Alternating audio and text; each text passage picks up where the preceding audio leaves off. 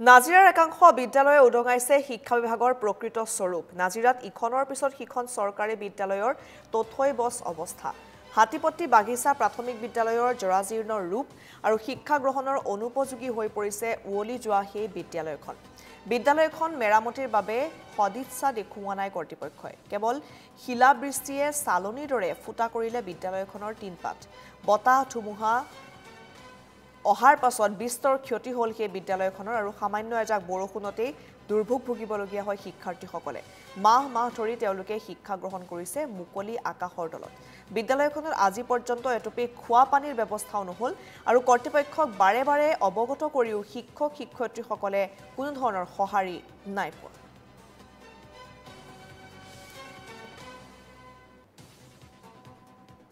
প্ৰায় 5 বছৰ 6 বছৰ মানে হ'ল বিদ্যালয়ৰ গৃহকেইটাৰ অৱস্থা নাই। আমি বহুত কিবা এপ্লিকেশ্যন কৰিছোঁ কিন্তু কোনো ধৰণৰ সুফল পোৱা নাই।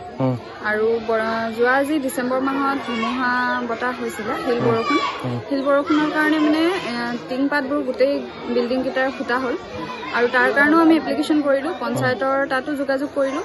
কিন্তু বৰ্তমান গম পাইছোঁ আমাৰ বিদ্যালয়খনৰ কাৰণে কোনো অনুদান অহা নাই। আৰু এতিয়া যিহেতু বাৰিষাৰ কাল আহি আছে, গতিকে এতিয়া যদি কোনো সুব্যৱস্থা গ্ৰহণ নকৰে তেনেহ'লে আগন্তুক বাৰিষা কালৰ পৰা হয়তো আমি বিদ্যালয়ত ক্লাছ কৰিবলৈ একেবাৰে সুবিধাজনক নহ'ব আমাৰ কাৰণে। কাৰণ এদিন বৰষুণ দিলে এতিয়া পানী হৈ যায় আৰু বহাৰ উপযুক্ত আমাৰ ডেস্ক বেঞ্চৰ মানে পৰিমাণো নাই। যদিও বনাই থকা হয় তথাপিও আমাৰ ছাত্ৰ ছাত্ৰী বেছি, আপোনালোকে দেখি গম পাইছে। কিন্তু আমি সিমানখিনি ব্যৱস্থা পোৱা নাই আৰু আমি বিল্ডিঙৰ কাৰণে বহুত কিবা এপ্লিকেশ্যন কৰিছোঁ কিন্তু কোনো ধৰণৰ ধৰক আমাৰ অনুদান এতিয়ালৈকে অহা নাই।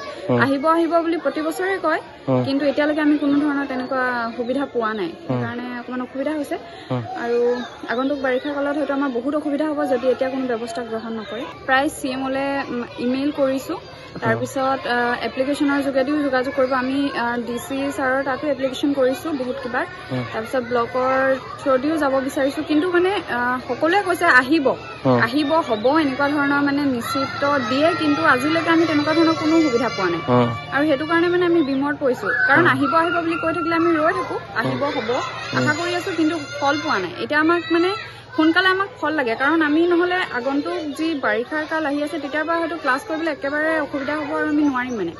সেইকাৰণে ল'ৰা ছোৱালী বহিবৰতো মানে সুবিধাই